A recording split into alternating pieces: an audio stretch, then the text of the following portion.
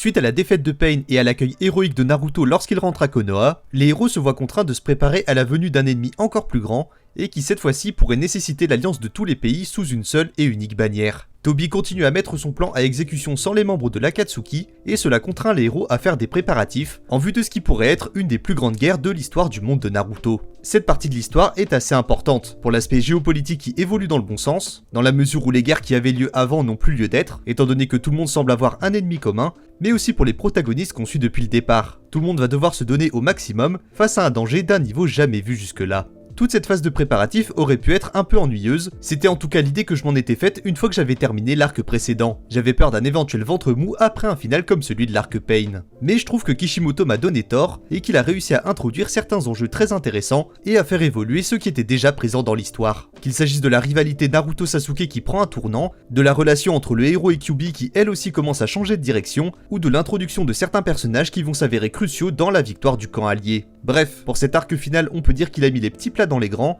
et j'ai de bonnes raisons de penser que ce qui va suivre va s'avérer très intéressant. Avant de commencer cette vidéo, vous me connaissez, j'aime bien faire quelques petites précisions et vous parler directement. Déjà un immense merci pour l'accueil que vous avez fait pour le précédent poids de Naruto, 16 000 vues en moins d'un mois et 500 abonnés dans la foulée, c'est un record pour la chaîne. Et si vous voulez voir où j'en suis rendu dans ma lecture en ce moment, je fais des shorts et des TikTok une fois par semaine sur mon avancée, n'hésitez pas à jeter un petit coup d'œil. Et enfin comme d'habitude, si mon contenu vous plaît, n'hésitez pas à liker, à commenter et à vous abonner si c'est pas fait. Je suis très ouvert à la discussion et j'aimerais beaucoup avoir votre avis sur les arcs que je vais évoquer aujourd'hui. Alors n'ayez pas peur de m'écrire, je lis absolument tout ce qu'on me laisse sous les vidéos. Bon, il est enfin temps de se pencher sur les préparatifs de la 4ème Grande Guerre Ninja, sur la réunion des pays et sur le développement de certains personnages, et aussi sur le début de l'avènement d'un des plus grands antagonistes de l'histoire du shonen, après Pain bien évidemment. Pour que la bataille puisse se faire, les pays sont contraints de s'organiser pour contrer les plans de Toby. Le Conseil des 5 Kage est un événement exceptionnel pour chacun des pays, qui ont plutôt tendance à se surveiller les uns les autres en vue d'une éventuelle trahison. On ne peut donc pas vraiment parler d'un climat de confiance, mais c'est dans ces conditions que tous les chefs doivent se réunir pour ce qui va suivre. Cette partie de l'histoire permet à Kishimoto de nous présenter des personnages qui auront leur importance dans la guerre, puisqu'il s'agit des dirigeants de tous les pays qui ont pu être mentionnés jusque-là. Hormis Tsunade, Gaara et le Raikage qu'on a pu apercevoir pendant le combat contre Sasuke et Killer Bee, que je ne compte pas parce que je considère qu'on ne sait pas de quoi il est capable à ce moment-là, on ne connaît pas ces personnages, et pourtant ils sont importants pour le lore du manga. Ils sont d'autant plus importants qu'ils sont en plus représentatifs de la mentalité du pays qu'ils dirigent. La Mizukage est une personne jeune et qui semble ouverte à une alliance. Elle est d'ailleurs prête à assumer les conséquences des actes de ses aînés qui ont contribué à la création de l'Akatsuki. Alors que le Tsuchikage est une vieille personne qui semble réfractaire à l'ouverture du pays de la Terre. Et lui semble vouloir justifier les choix qui ont été faits concernant l'organisation criminelle. Il est aussi persuadé que les rouages politiques et les manigances sont une obligation pour tous les dirigeants qui veulent que leur pays perdure. A l'inverse de lui, on a Gaara, le meilleur personnage de Naruto, qui veut que les différents dirigeants prennent leurs responsabilités et assument les conséquences de leurs actes. Il estime que c'est trop facile de dire que tel ou tel acte de barbarie était inévitable, au seul prétexte de maintenir la sécurité de son pays. Et enfin, le Raikage est un personnage qui ne respecte que la force et qui veut à tout prix une solution expéditive pour régler le problème Toby, et surtout le problème Sasuke. La confrontation des mentalités semble donc inévitable, d'autant plus que les manigances de Danzo sont révélées au grand jour. Il a manipulé le dirigeant du pays du fer, qui était censé rester neutre dans les débats, afin d'étendre son pouvoir et de pouvoir diriger la guerre comme il l'entend. Danzo sera donc le Kage avec le mandat le plus court de toute l'histoire, tout pays confondu, on peut au moins lui accorder cette performance. On savait déjà que Danzo utilisait des Sharingan, mais là il s'agit de la pupille d'un Uchiwa très puissant, donc tout porte à croire que même si le Hokage est un politicien très discutable, ce n'est pas un adversaire à sous-estimer pour autant. Sa tentative de renverser les différents pouvoirs intervient au même moment que l'apparition de Zetsu Blanc et de quelques autres personnages. Le climax du Conseil des 5 Kage se trouve ici. Zetsu, Toby et Sasuke interviennent en même temps et à différents endroits. Toby vise les 5 Kage alors que Sasuke ne cible que Danzo pour des raisons qui seront expliquées un peu plus tard. Et je prendrai le temps d'y revenir dans quelques minutes. En attendant, il se frotte au Raikage et c'est un de mes échanges préférés entre deux personnages. On avait déjà vu de quoi le traître de Konoha était capable lors de son combat contre Killer Bee, mais là il se frotte à quelqu'un qui se bat pour de vrai. Le Raikage n'hésite pas à lui mettre de vraies droites et à lui montrer que même dans le monde de Naruto, on connaît certaines prises de catch. Il montre tout de même pour la première fois son Susanoo, qui va devenir une de ses techniques principales, mais Sasuke n'emmène tout de même pas large contre lui et après un bref échange avec Gaara, il repart à la poursuite de sa cible principale. Toby de son côté expose enfin son plan à tout le monde.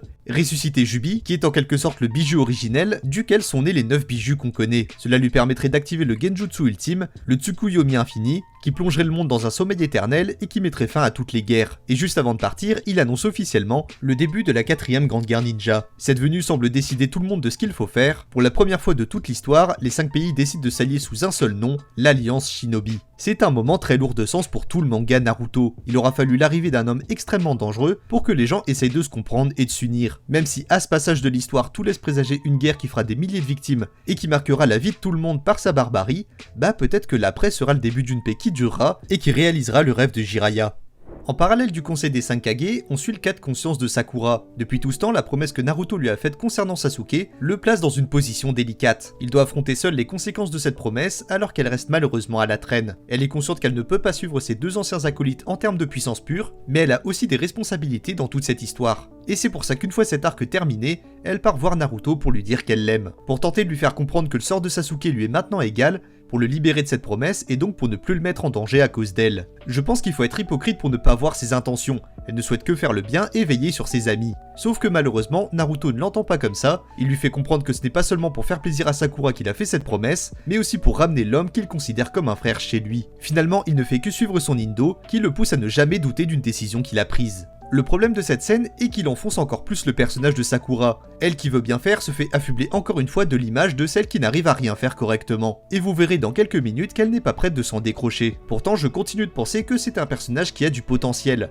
Le fait qu'elle ait apprise aux côtés d'un Hokage, qui plus est un des 3 ninjas de la légende, aurait pu lui donner un peu plus de crédit que durant la première partie. Peut-être que Kishimoto aurait dû assumer de la passer définitivement au second plan, ou peut-être juste qu'il est incapable d'écrire des personnages féminins, ce n'est pas à exclure. Quoi qu'il en soit, ces quelques chapitres relanceront le sujet du sort de Sasuke, qui doit l'éliminer, et qu'est-ce que Naruto peut encore faire pour le sauver. Parce que pendant ce temps-là, le dernier des Uchiwa se retrouve enfin face à celui qui a en partie organisé le massacre de son clan. Si Sasuke voulait absolument tuer Danzo, c'est parce qu'il est l'un des derniers responsables vivants de l'élimination de sa famille. Se débarrasser de lui, c'est rendre justice à son frère. L'échange entre les deux adversaires nous montre à quel point Sasuke est rempli de haine. C'est pas exactement la même haine que celle qui l'animait avant, mais on se rend compte très vite qu'elle est bien plus dangereuse qu'avant son combat contre Itachi. En plus de ses sentiments qui ont évolué, il a aussi fait évoluer ses pupilles. Ça signifie passer toutes les techniques qu'il connaissait déjà au niveau supérieur, mais aussi développer une des techniques les plus cultes de Naruto, le Susanoo. Une technique redoutable certes, mais il a en face de lui un adversaire curieusement très fort. Danzo possède un bras fait uniquement de Sharingan, ce que je trouve très glauque, et ça nous permet de nous introduire une des techniques de Genjutsu les plus puissantes de l'univers de Naruto,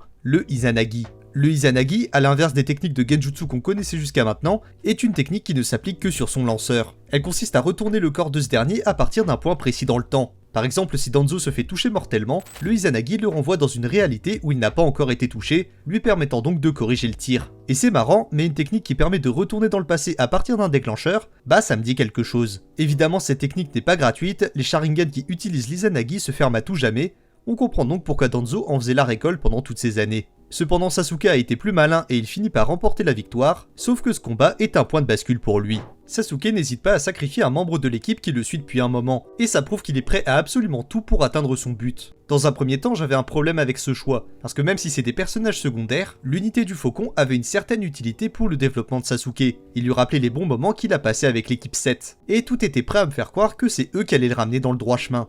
J'ai toujours un peu de mal avec ce choix de Kishimoto, mais au final Sasuke qui décide de faire abstraction de toute forme de sentimentalisme pour accomplir son but, bah c'est pas si incohérent. Juste après la mort de l'ancien Hokage, Sakura intervient, et c'est exactement de ça dont je vous parlais tout à l'heure. Sakura veut faire croire à Sasuke qu'elle est prête à déserter Konoha et à le rejoindre, pour ensuite tenter de le tuer. Sauf qu'encore une fois, personne n'y croit, et ça enfonce encore ce personnage dans les abysses du casse de Naruto. Sakura échoue à chaque fois qu'elle tente d'agir au premier plan, et j'en veux un peu à Kishimoto pour ça, parce qu'il avait plus d'une occasion de la rendre efficace. Fondamentalement, c'est pas un personnage faible, mais elle ne sert pas à grand chose, c'est malheureusement la seule chose qu'on peut constater. C'est Naruto qui la sauve et les deux rivaux se confrontent enfin après un long moment. Les choses ont beaucoup changé d'un côté, cette fois Naruto est prêt à affronter et à tuer son ami s'il en est contraint. Pas parce qu'il a changé d'avis et qu'il s'est rangé à celui des autres, mais justement parce qu'il préfère se sacrifier que de ne pas respecter sa parole. Naruto est conscient que ça ne pourra se régler qu'avec un combat, et j'ai vraiment hâte qu'on en arrive là pour enfin conclure cette histoire.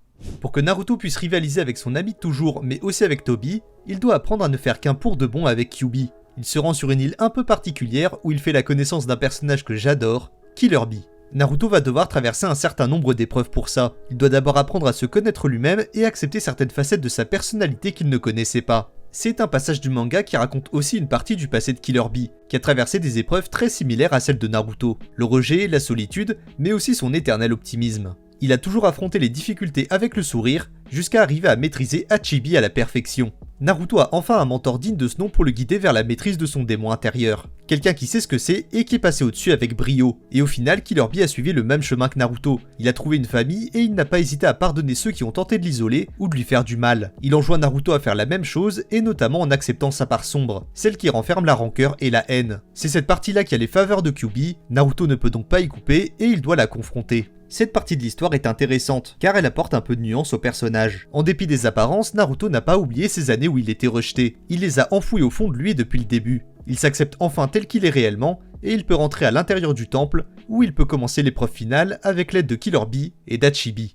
On arrive à un moment un peu plus épique. Naruto et Killer Bee s'associent pour que Naruto puisse récupérer du chakra de Kyuubi. Le combat est court mais très intense, les doubles pages sont incroyablement bien détaillées, et le talent des coloristes ajoute un vrai plus à la scène, et tout nous mène à un moment qui va basculer l'histoire que connaît Naruto. Pendant que le combat fait rage, la mère de Naruto fait son apparition, Kushina éclaircit certaines zones d'ombre du passé. Déjà, on apprend qu'elle était l'ancien réceptacle de Kyuubi, et que pendant qu'elle accouchait de son fils, un mystérieux homme masqué a décidé de passer à l'attaque. Toby fait fonctionner son plan depuis bien plus longtemps qu'on ne l'imagine, il est responsable de la libération de Kyuubi, et par conséquent de la mort des parents de Naruto. Kishimoto est très fort pour raconter les flashbacks, et il l'a prouvé encore une fois. Le passé de Kushina et Minato est un moment poignant de l'œuvre, et je crois que je ne risque pas de l'oublier. Dans la plupart des shonen neketsu, le héros est à la recherche de son identité. Il ne connaît pas ses parents ou une partie de son histoire, et en général, plus le héros en sait, plus il est fort car il est plus confiant ou plus puissant. Ça dépend de comment l'histoire est tournée. Cette quête est enfin achevée pour Naruto, qui connaît maintenant ses deux parents et pourquoi ils ont fait tout ça. Il est maintenant plus fort et il est prêt à repartir à l'attaque. Il a réussi à puiser du chakra de Kyuubi, et même si ce n'est pas encore parfait, on peut dire qu'il a franchi un cap, et pas des moindres. En parallèle de ça, on a droit à un combat purement shonen. J'en ai pas parlé dans mes shorts, mais je tenais à le faire ici parce qu'il met en valeur deux personnages que j'aime beaucoup. Kisame passe à l'attaque et il a le droit à un adversaire de valeur, l'éternel rival de Kakashi et un maître du taijutsu, Guy. L'un des derniers membres d'Akatsuki se fait mener la vie dure par ce dernier, qui nous offre une panoplie de techniques assez improbables. En soi, ce combat n'est pas fondamental pour la suite de l'histoire, mais d'une, encore une fois ce sont deux persos que j'aime beaucoup, et de deux, j'ai eu une réflexion quand j'ai terminé ce combat. Est-ce que Guy ne serait pas plus fort que Kakashi? En vrai, la puissance d'un personnage n'est que théorique et elle ne dépend que de la vision de l'auteur, mais je me dis que Guy a peut-être plus de possibilités au combat avec seulement son taijutsu que Kakashi avec sa copie et son Sharingan. Je vous laisse me donner votre avis en commentaire, j'ai hâte de vous lire. Une fois que Kisame est vaincu, l'Akatsuki compte encore un membre de moins, et ça ne va pas s'arranger avec le combat qui va suivre. Toby est parti chercher Konan afin de l'éliminer. Cette dernière l'ayant trahi, elle ne lui est plus d'aucune utilité. La confrontation se fait au pays de la pluie où elle avait soigneusement préparé le terrain contre son ancien patron.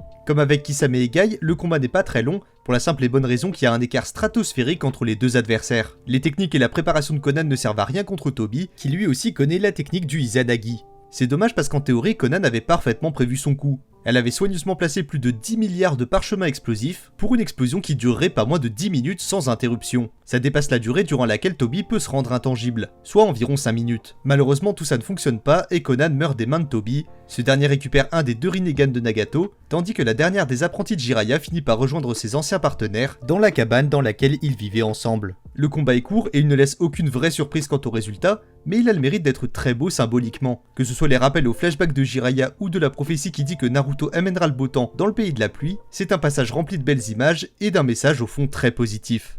Toby est prêt pour la guerre, il a d'ailleurs préparé une nouvelle tenue et plus de 100 000 Zetsu blancs pour l'occasion. Kabuto l'est aussi d'ailleurs, puisqu'il a ramené avec lui quelques revenants, mais les alliés ont eux aussi pris le temps de se préparer. Le commandant suprême de l'armée n'est autre que Gaara, et son discours est un des moments les plus cultes de tout Naruto. Il répète que s'il décide maintenant de croire en autrui, c'est uniquement grâce à quelqu'un qui était comme lui, un réceptacle, mais qui a décidé malgré le regard des gens de se tourner vers les autres et de ne pas laisser la haine le dévorer. Ce n'est pas le moment qui m'a le plus marqué, parce qu'après tout ce n'est pas la première fois que Gaara exprime sa reconnaissance envers son sauveur. Mais je comprends totalement la volonté de Kishimoto de marquer le coup pour la toute dernière aventure du manga. Tous les enjeux sont posés, Naruto est presque prêt, les alliés sont gonflés à bloc, le tout dernier ennemi sera le plus redoutable jamais affronté, donc on peut dire que l'arc final de Naruto peut enfin débuter.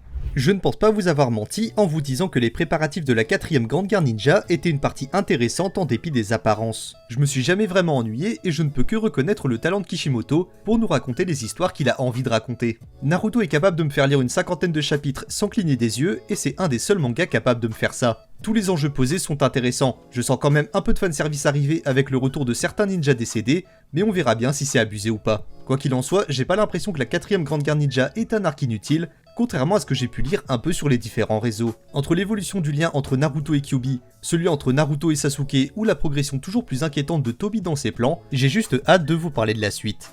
Merci à tous d'avoir regardé ce point sur ma lecture de Naruto, j'espère qu'il vous aura plu. Je m'attendais pas à faire une vidéo aussi longue dans un premier temps, donc j'espère que ça vous aura intéressé. Personnellement, je suis assez content du résultat final, mais n'hésitez pas à me donner votre avis en commentaire, je lis absolument tout le monde. S'il est positif, vous pouvez aussi vous abonner et liker la vidéo. C'est la façon la plus efficace de soutenir mon taf, parce que ça me booste dans le référencement de YouTube. Merci à tous ceux qui feront cet effort, et ceux qui s'abonneront si c'est pas déjà fait. N'hésitez pas à me suivre sur mes autres réseaux, TikTok, Twitter et surtout Twitch. J'aimerais beaucoup établir un petit rituel d'un live le soir de la sortie des vidéos, pour venir discuter de la dernière qui est sortie, ou d'autres choses si ça vous tente. Si vous venez, il y a en plus une petite chance de voir ma tête, et ce serait dommage de rater ça. Bref, merci d'avoir regardé cette vidéo jusqu'ici, merci de me suivre, et en attendant la prochaine vidéo, à la prochaine.